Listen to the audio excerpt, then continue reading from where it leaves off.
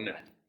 Oh, they're back. Hello, Year 9s. Welcome to Term 2, Week 4. And we're beginning to transition a little bit because we need to start thinking about the exam. So we've looked at the Industrial Revolution. We've looked at how it is a British experience. We've looked at how it was started and generated and powered by the discovery that energy can be released from coal. We've looked at how it transformed or began to transform people's lives in the way they communicated with each other and that they could move around the planet at greater speeds and with greater freedoms. We looked at how it caused all sorts of new inventions, introduced mass manufacturing and the mass manufacturing of clothing and products like tobacco and alcohol. We looked at how this has begun to cause social change in the spread of new ideas and the development of unions and the ideas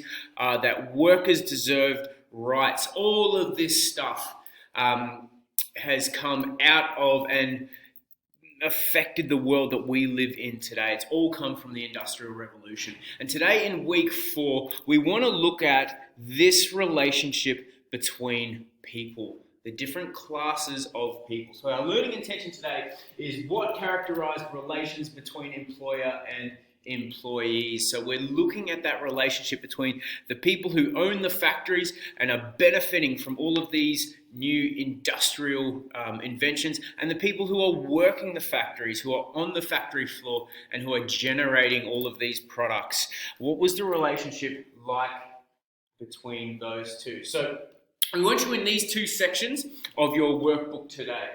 Your page 302, short-term impacts of the Industrial Revolution, and pages 304, the emergence of socialism and trade unions. We really want to get our minds into what was it like to be alive during the era of the Industrial Revolution, being able to show perspective and empathy with the people, the humans who lived through this incredible experience.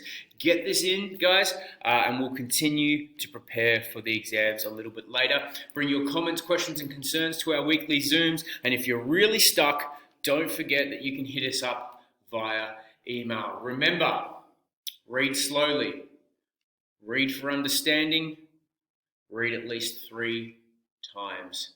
We look forward to all the wonderful work that you have for us.